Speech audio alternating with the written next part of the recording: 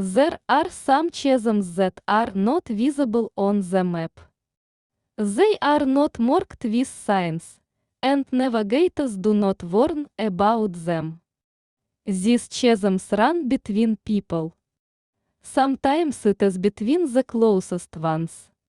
The gap between me and my family began to open up a long time ago, back in those years when I was a teenager. You know, it is such a strange time when you're both a child and almost an adult. You are acutely aware of any falseness, any injustice. But you still have neither the strength nor the words to resist it. You just absorb, accumulate resentments inside yourself, like an overflowing dam accumulates water, which one day will inevitably burst. In the constellation of our family, if we have to resort to such lofty comparisons, there was one bright, dazzling star, the real sun. It was my younger brother, Dmitri. Everything and everyone revolved around him. His laughter was the loudest music in the house. His desires were the law, his failures were just annoying misunderstandings that his parents immediately rushed to fix. Everything was forgiven to him. A broken vase, a deuce in a diary, a missed lesson, all this was met only with a light paternal sigh and a motherly smile. Well, what can I take from you, restless? He was the light of their eyes, their hope, their continuation. And I got the fate of a distant, cold planet in this system. A small, dim dot at the back of their universe. I was there, I existed, my presence was a fact, but I got almost no warmth from the central luminary. I remember how we sat down to dinner. My father, who came home from work, asked tiredly how things were going. But his gaze was always fixed on Dima. Well, champ, tell me, how was your day? And Dima told me about scoring a goal in physical education, about a funny incident with a teacher, about a new computer game. I just sat there, picking at my plate with my fork. My AS, my success in the Math Olympiad, my attempts to share something of my own were drowned in this endless stream of adulation directed at my brother. If I started to say something, I was interrupted in mid-sentence. Wait, let Dima finish it. And I waited. I waited so long that by the end of dinner I had already forgotten what I wanted to say. And was it interesting to anyone? The question was rhetorical. This gap was growing every day. Every year. I learned to live in my own world. Books, music on headphones, long walks alone. I built a wall around myself, brick by brick, so that their indifference wouldn't hurt so much. I was becoming a stranger in my own home. Not by choice, no. I was just ousted.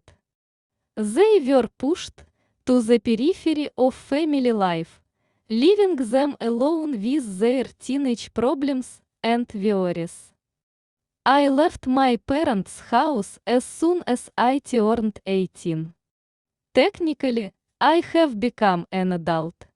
But inside, I was still the same boy, desperate for love and acceptance.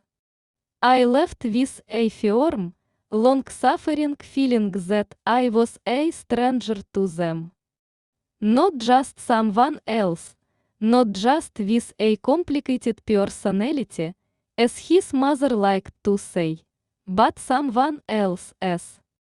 Like a random passerby who, out of politeness, was allowed to warm up, but all the time they look at the clock, waiting for him to finally leave and stop taking up space.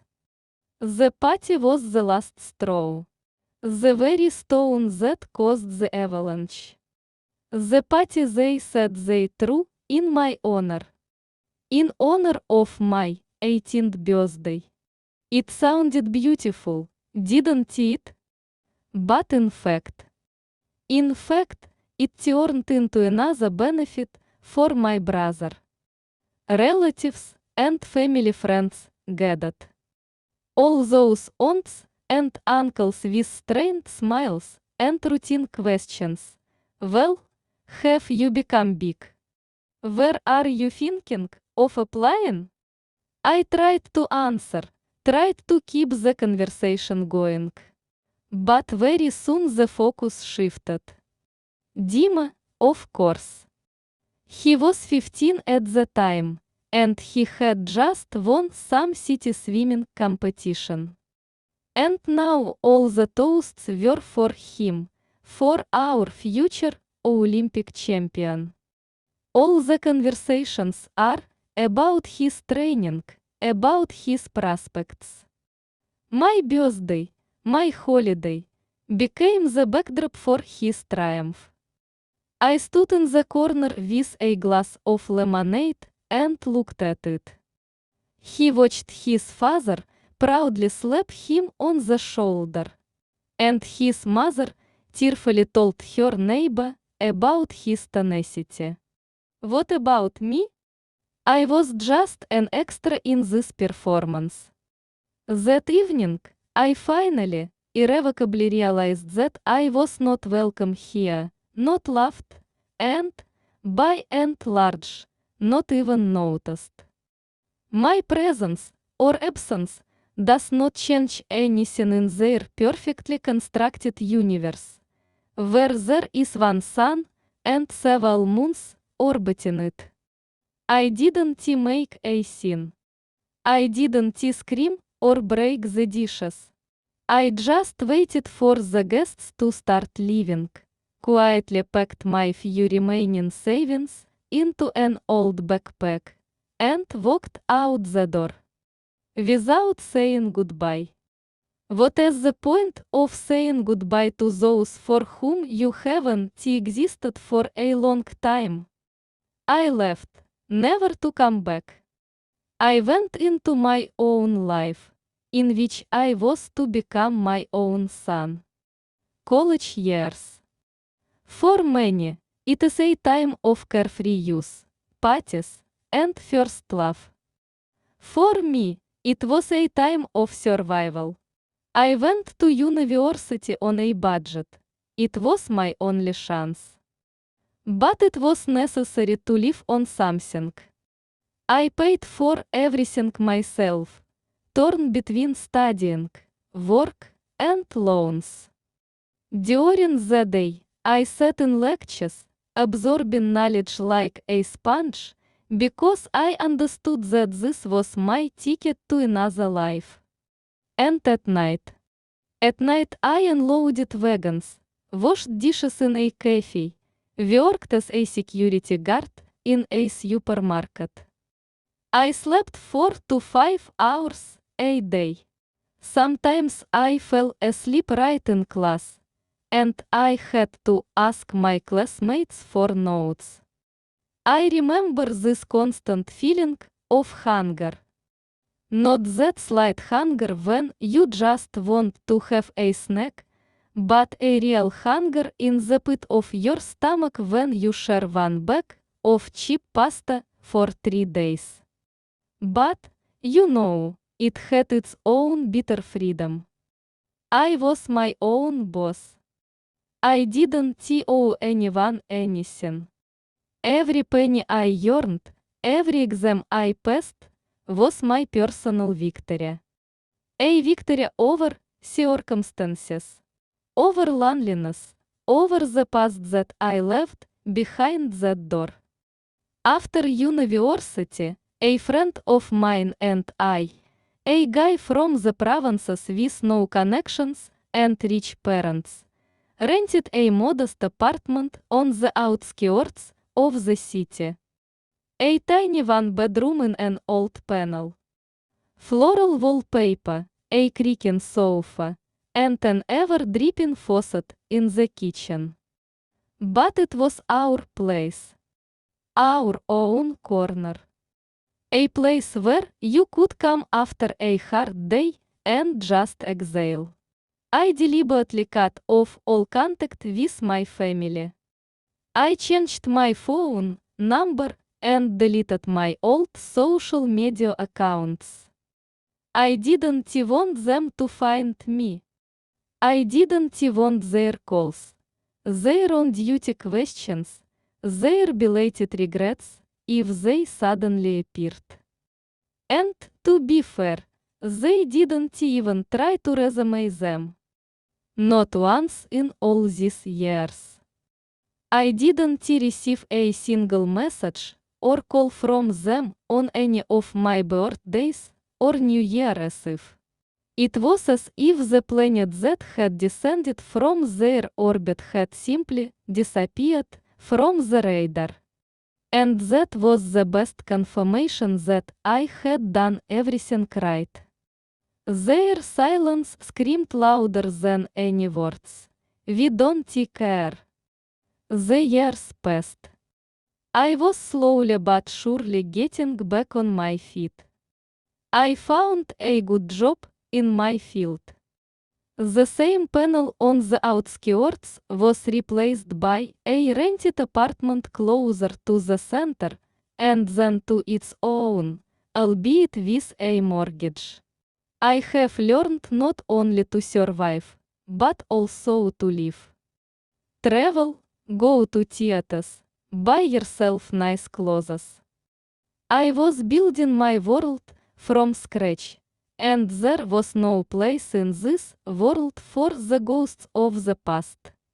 And so, last year, when it seemed that all the old wounds had healed and turned into barely noticeable scars, a message broke the silence.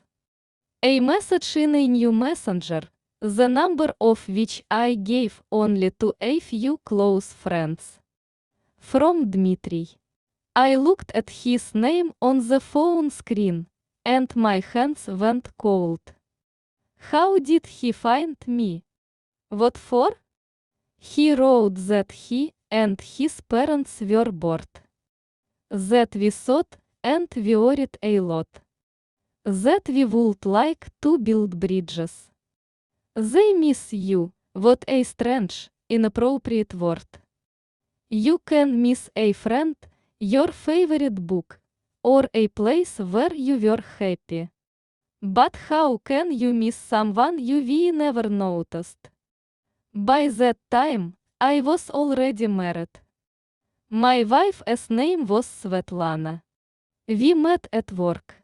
And for me she became the person who filled the void in my soul. She was my family, my rock, my quiet and cozy home. I told her my story, and she cried. She couldn't believe that parents could do this to their child. She came from a full, loving family, and my situation was wild for her. Old wounds that seemed to have healed a long time ago suddenly made themselves felt again. They ached and bled.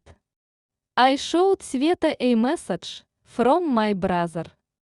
She, with her kind heart, said, maybe we should give them a chance. People change.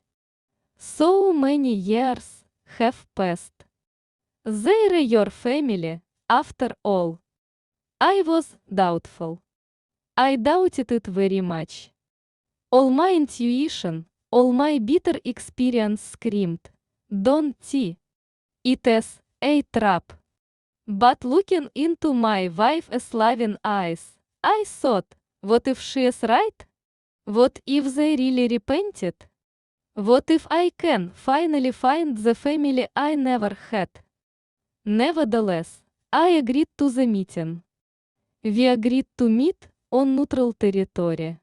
In a small cafe, in the city center. I went there alone, without Sveta. I had to look into their eyes, feel if they were sincere. They were aged. My father turned gray, and my mother had deep wrinkles around her eyes. Dmitry turned from a lanky teenager into a self-confident young man, very similar to his father in his youth. The conversation was strained and awkward. They spoke in common phrases. How are you? What is up? We were so worried. Where was that excitement all those years when I was counting pennies to buy myself food? But their apparent desire to make amends for the past bribed me. My mother was crying, saying that she was wrong, that she did not understand me. The father silently smoked one cigarette after another and looked at the table. Dmitry was surprisingly friendly, asking about my work and my wife. And I, the fool, melted away. I wanted to believe so much. I wish I had parents and a brother. I decided to give them a chance. I ignored that small voice inside that whispered that it was all a theater, a cheap performance staged for one audience. For me. I invited them to my wife's house. For dinner. I wanted to introduce them to Sveta, to show them that everything is fine with me now, that I am happy. And that, as I now understand it, was my fatal, unforgivable mistake. Not the very fact of their invitation. And the fact that I decided to introduce my brother to Svetlana. That evening, when they first crossed the threshold of our house, I was so busy with the fuss, so absorbed in the role of a hospitable host and a reconciled son, that I did not notice the main thing. I didn't notice how my brother's gaze changed when he saw the light. I didn't notice how she, my Sveta, smiled shyly at him in response. I saw only what I wanted to see. My family was finally here. And there was a spark between them, between my brother and my wife, that evening. The one they write about in novels. A spark that very soon ignited into a secret, dirty fire that burned down my world. The fire that resulted in my wife's pregnancy. When Sveta told me she was pregnant, I was over the moon with happiness. I am going to be a father. I am going to have a baby. My own, whom I will love in a way that I have never been loved. I carried my wife in my arms. Blew dust particles off her, and fulfilled any of her whims. I already imagined how I would walk with a stroller, how I would teach my son or daughter to read, how I would tell bedtime stories. I was absolutely, unconditionally happy. But soon my brother's behavior began to worry me. After that memorable dinner, he came to visit us often. At first, under the pretext of helping to fix something, watch football together. And then just like that, for no reason. I was driving by. I decided to take a look. And every time his visit left me with some kind of unpleasant aftertaste. I started noticing strange things. The tenderness with which he touched Sveta's stomach, not at all brotherly. How he talked to an unborn baby, putting his ear to her stomach. The look he gave her when she left the room. All this caused me vague, unconscious anxiety. I tried to banish these thoughts from myself.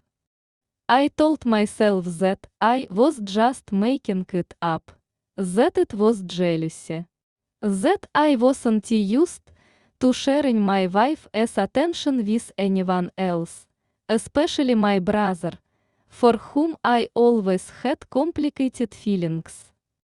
I tried to talk about it with Sveta. Careful with hints. Don't you think Dima is a little too protective of you? She waved it away, left. Honey, what are you making up? He is a future uncle, he is just happy for us. Don't wind yourself up.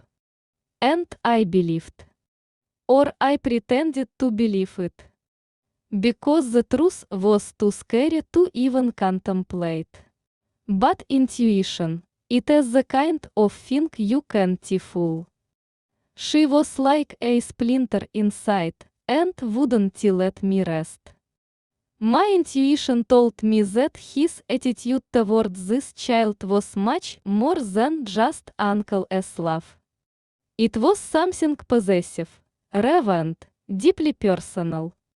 When I was 6 months pregnant, my anxiety turned into real paranoia. I began to sleep poorly, lost my appetite. I saw their glances, their quick, seemingly casual touches.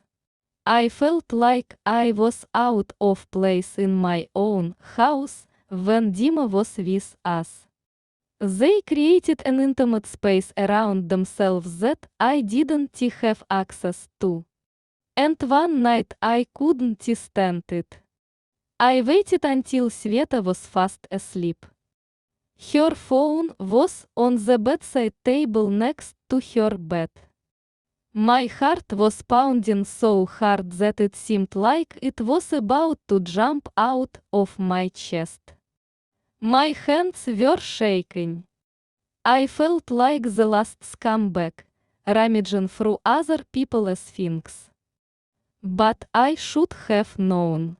I had to either make sure I was paranoid or crazy. I took her phone.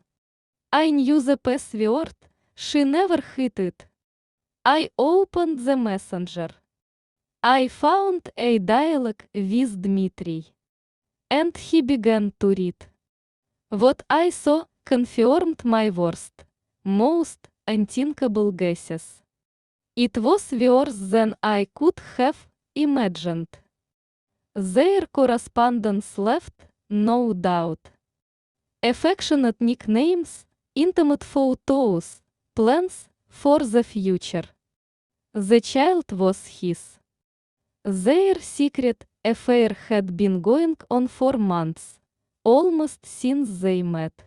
They met behind my back, in our house, on our bed.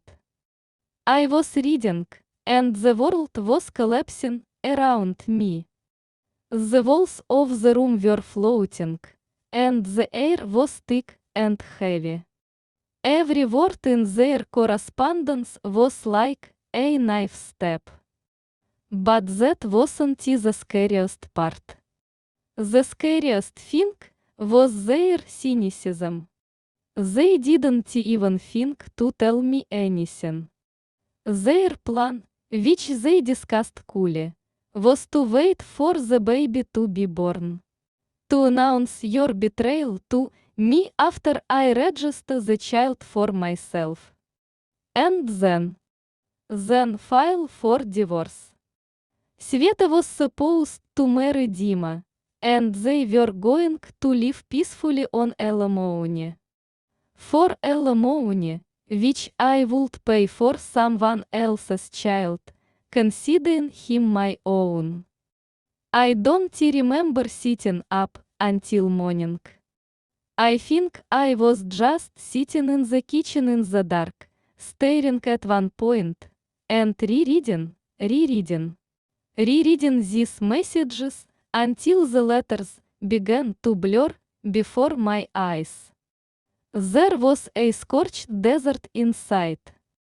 No anger, no resentment, no pain. Just a cold, ringing void. I didn't go to work the next morning. I waited for Sveta to wake up and made her tea, as I did every morning. She came out into the kitchen, sleepy, smiling, and reached out to kiss me. I pulled away. I put her phone with an open conversation on the table in front of her. At first she tried to lie. She said it was a joke, that she had been hacked, that I had misunderstood everything. Then she started to dodge, accusing me of distrust, that I dared to get into her personal belongings. But under the pressure of irrefutable evidence, under my heavy, silent gaze, she broke down and confessed. That is how our 2-year marriage collapsed. He collapsed in an instant, burying all my hopes and all my trust in people under the rubble. Of course, as soon as everything was revealed, my so-called parents immediately sided with their pet. And my now ex-wife. All their vows, all their tearful assurances that both sons were equally important to them, turned out to be empty words, a cheap farce. They didn't even try to listen to me. For them, everything was simple. Dim loves this woman, she is carrying his child. So they should be together. What about me? I am just an annoying obstacle on the way to their family happiness. They, enthusiastically, without hiding their joy, supported on social networks the news about our divorce and the upcoming wedding of Sveta and Dmitry. The mother wrote enthusiastic comments under their joint photos. Finally, my children will be happy. I am going to be a grandmother soon. None of them even thought for a moment that they had trampled on my feelings. That they destroyed not only my marriage, but also my faith in family, in love, in basic human decency. My ex-wife fooled me for 6 months. Every day she looked into my eyes, smiled, told me that she loved me, and she was carrying another man's child under her heart. From my own brother. And that lie was the most unbearable part of the whole nightmare. I didn't just lose my wife. I lost a child. A child whom I had already come to love with all my heart, with whom I had talked, for whom we had chosen a name together. And my parents, my flesh and blood, kept telling me on the phone that everything that happened was for the best. That I should let go of resentments and enjoy their happiness. To enjoy the happiness built on the ruins of my life. The divorce turned into hell. It was not just a legal procedure. It was a war. A war in which my whole family turned against me. Sveta, enlisting their full support, decided to rob me to the skin. Their lawyer, a slippery guy with shifty eyes, concocted a heartbreaking story in court. The story that I was a toxic tyrant and an abuser. That I allegedly forced her, poor and unhappy, to quit her job, even though it was her personal, voluntary decision even before pregnancy. She said she wanted to be a housewife, create comfort. I supported her. And in court it was presented as if I had locked her in four walls and ruined her career. And the most disgusting thing is that my relatives, my mother and my father, willingly confirmed this slander. They sat in the courtroom and, without batting an eye, told the judge that they had stopped communicating with me because of my unbearable, domineering nature. That I've always been a difficult child, and over the years I've become just a monster. They were lying. They lied blatantly, looking me straight in the eye. There was more than enough evidence against me. Their words are against mine. The word of three against the word of one. I lost the trial. Sveta got the car that we bought together. She received a significant amount of money from our mutual accounts. And of course, alimony. For a child who hasn't even been born yet. Fortunately, Ivy got the house. It was bought by me before the marriage, and they couldn't claim it. When it was over, when I left the courthouse, devastated and humiliated, I was strangely relieved. A huge, overwhelming relief. The main thing is that I will never have to see these people again. Never. This chapter of my life was closed. Painful, bloody, but closed. I threw myself into my work. It became my salvation, my therapy. I set a goal for myself to become better, stronger, more successful. Not to prove anything to them. No, they weren't worth it. And in order to burn this whole dirty, sticky story out of my memory, out of my soul. And it has borne fruit.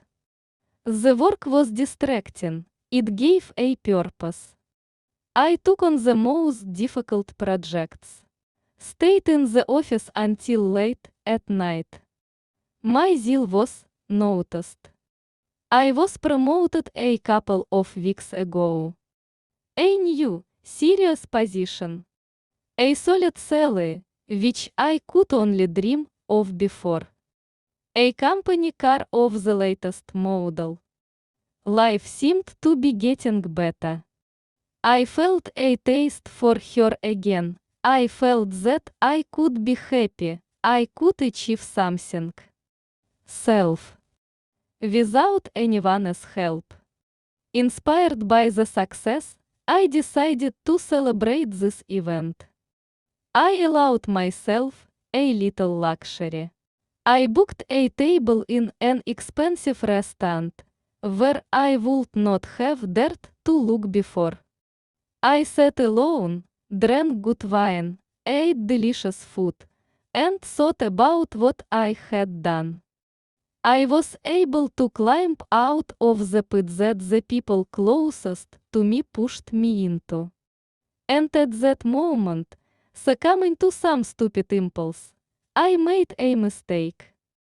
I took a photo of my table, a beautiful dish, a glass of wine and shared my joy on social media.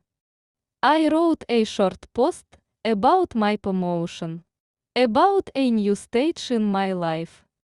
I wasn't thinking about anything bad. I just wanted to capture this moment of my little victory. It was a huge mistake. A day later, my mother called me. An unknown number. I answered automatically. I recognized her voice right away, even though I hadn't heard it in almost a year. He hasn't changed. Just as persistent, brooking no objections. She spoke as if there had been no betrayal, no trial, no lies. It is like we haven't seen each other for a long time. She insistently, in a commanding tone, asked me to come. We need to talk, it is important.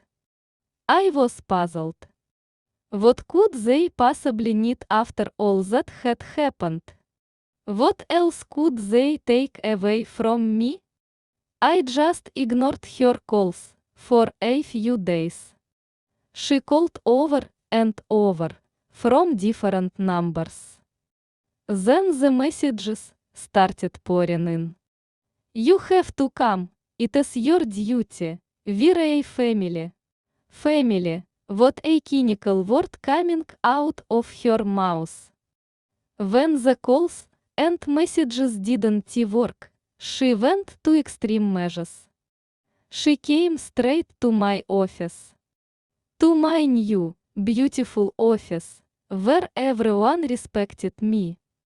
She stormed into the reception area, pushing aside the secretary, and made an ugly, loud scene.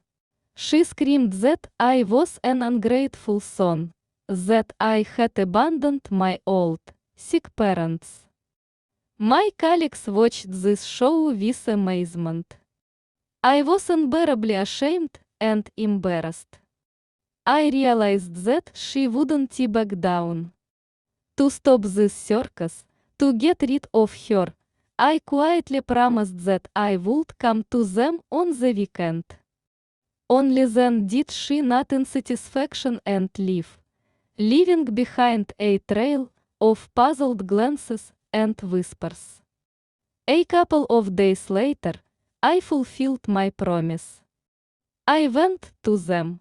With the money they got from me after the divorce, they moved into a bigger house outside the city, so that the baby, their grandson and nephew, who was born 3 weeks ago, would have more space.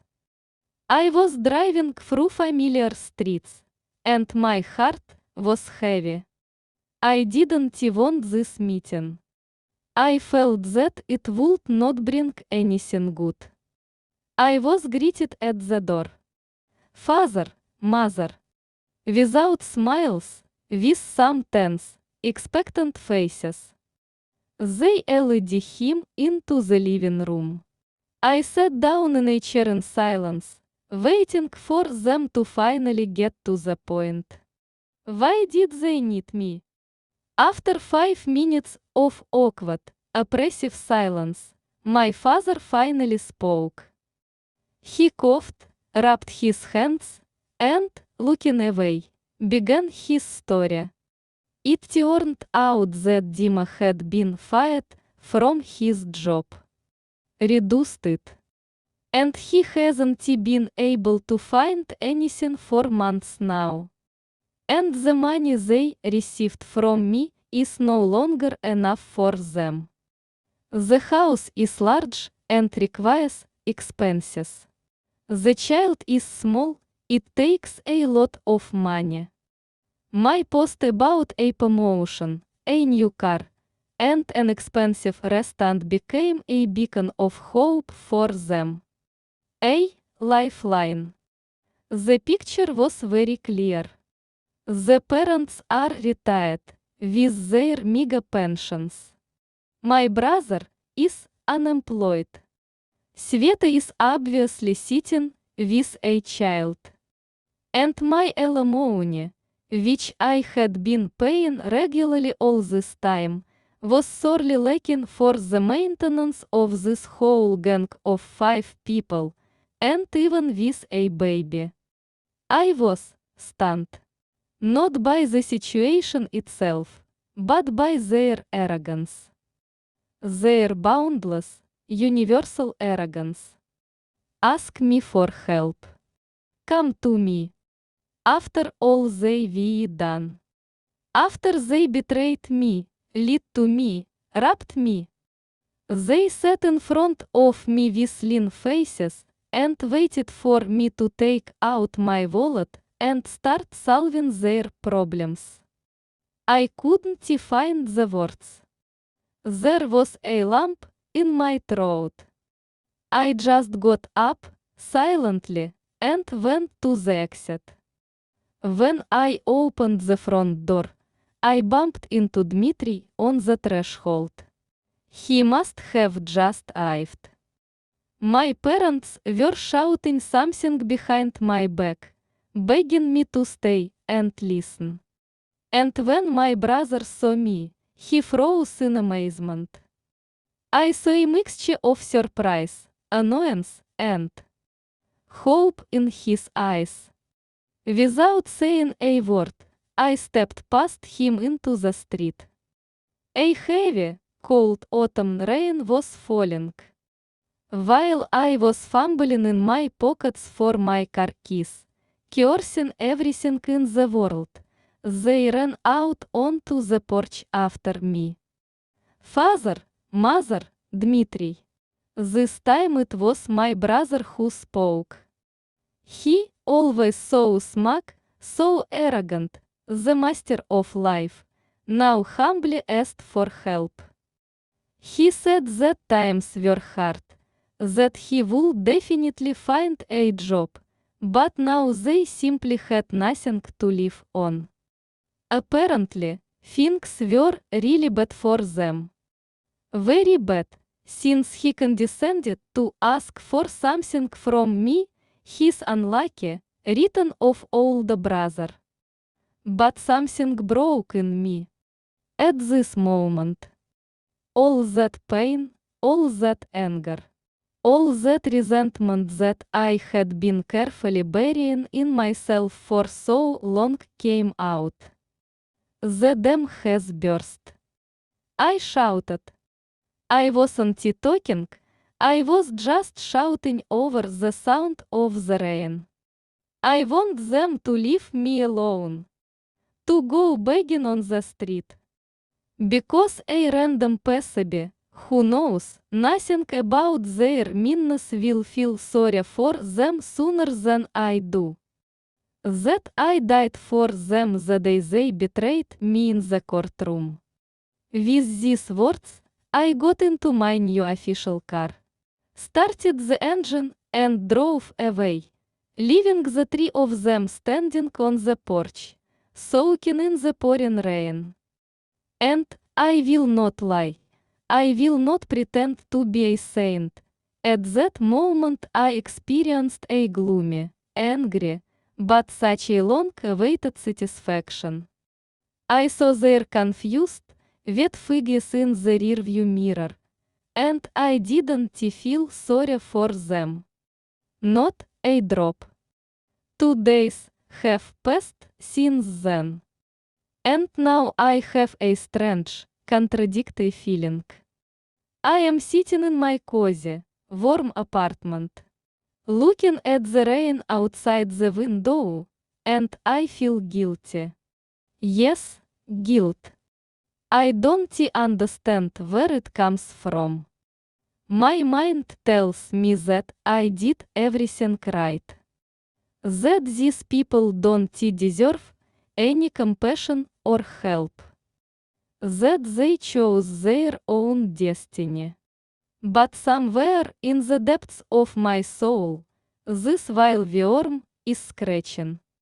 My mother is deluging me with messages. He writes about his sick father and his hungry nephew. It puts pressure on the most painful points.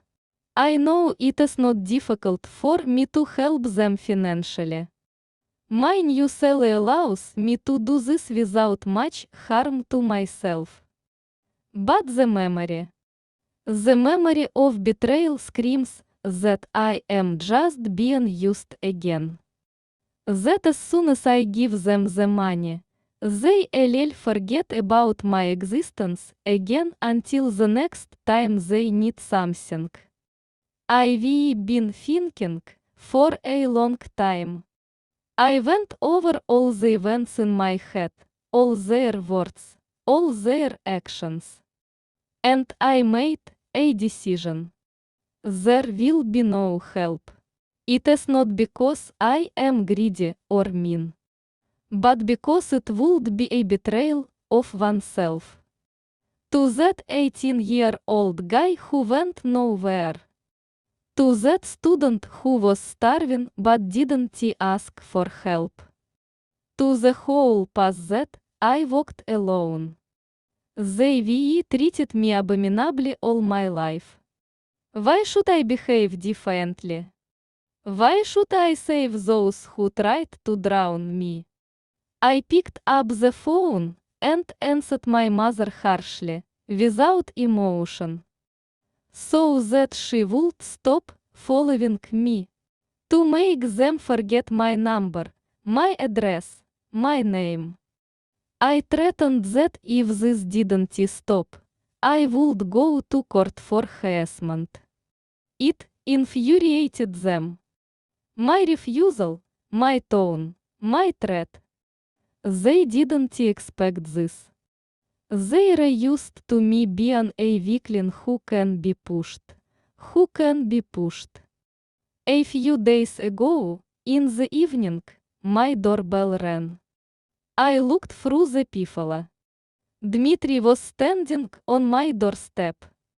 I opened it. He started from afar. He said that he was, of course, very sorry that I had been treated like this when I was a child.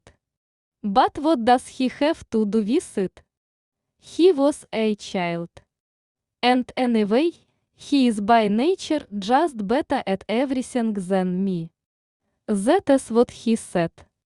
In plain text. It is not his fault that he was loved more. And then he got to the point that I should stop being offended by my parents, because they acted like any normal people in their place, choosing a more successful and beloved son. And now, as a family member, I have to help them. From the absurdity, from the transcendent cynicism of his words, I could not stand it. I laughed in his face. Loudly, sincerely. I advised him not to waste my time and his on these cheap manipulations, but to go and finally find a job. It stunned him. His face contorted. He started screaming, shouting that I am just jealous. I've been jealous all my life. Because not only my parents, but also my ex-wife, my Sveta, eventually preferred him. In the end, he told me that he would force me to give the money one way or another. Empty threats that didn't move me at all. I silently closed the door in his face. The next day, Sveta called. She decided to change tactics. I tried to force pity. I remembered how good we were together. She said that my parents raised me after all, that I should be grateful to them. That she tried to be a good wife. I cut her off in mid-sentence. He said that I was already paying her alimony, which she didn't deserve a penny, and she wouldn't get more from me. Then she also turned to threats. She said she would sue for an increase in payments. That she would make me look like a tyrant and a despot again, humiliate me in front of everyone again. But she didn't take one thing into account. I am no longer the broken, confused, and emotionally exhausted person I was during our divorce. This time, I was ready. I am ready to fight for myself. She kept her word. A week later, I received a subpoena.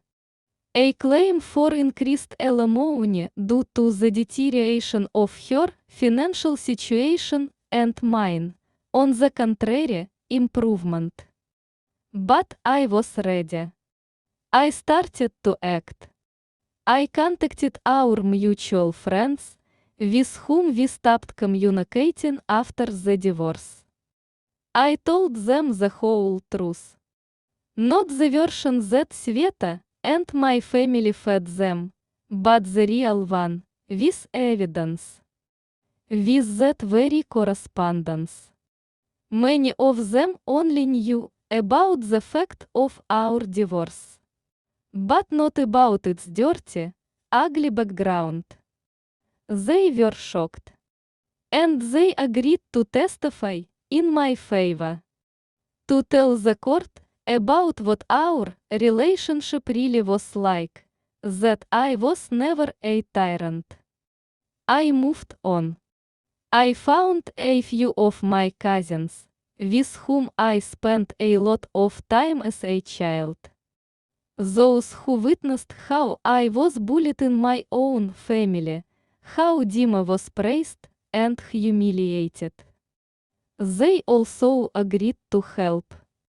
My new lawyer, a serious and thoughtful man, studied all the video evidence and evidence I had collected, and was confident of success. We have prepared a counterclaim about the complete cancellation of alimony in connection with newly discovered circumstances, namely, the proven fact of adultery and deception regarding paternity. The trial was a cold shower for my former family. They came there smug, confident of an easy victory, just like last time.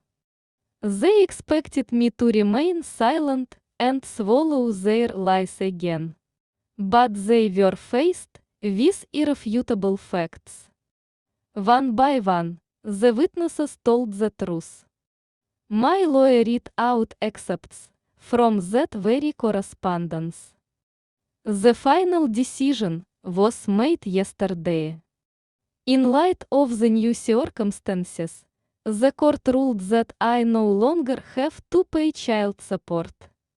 It was priceless to see the smiles slip from their smug, arrogant faces, as they were replaced by confusion, and then outright anger. It wasn't gloating. It was a feeling of justice restored. Returning home after the meeting, I felt empty but free. I parked the car and went to my entrance. And I saw my brother's car at the entrance. The three of them, father, mother, and Dima, were standing at my door, blocking my way. They were waiting for me. My father started first. He began to lecture me about filial duty, about the betrayal of the family, about the fact that I took out the trash from the hut. His mother nodded, wiping her dry eyes. Dima just stood there and glared at me with a hateful look. And I was silent. I looked at them and was silent. I didn't want to give them the satisfaction of showing that their words hurt me in any way. I just stood there and looked at them as if they were strangers. My silence infuriated them even more than if I had shouted or made excuses. At some point, my brother couldn't stand it. He jumped up to me, grabbed my breasts, and swung for a punch. But his father, frightened, pulled him away. At that moment, I calmly, in an even voice, said that if they did not get out of my private territory within 5 minutes, I would call the police. and I will do it. They can be sure of that. It worked. Gritting their teeth, throwing a few more curses in my direction, they turned around, got into their old car, and drove away. It has been almost a day. They did not appear again. No calls, no messages, no visits. I sincerely hope with all my heart that this point in our long, painful history is indeed the last. I went into my apartment and locked the door behind them. And, it seems, for the first time in many, many years, he took a deep breath. There was no vindictive triumph or gloating inside. There was only one feeling, long-awaited, long-suffering peace.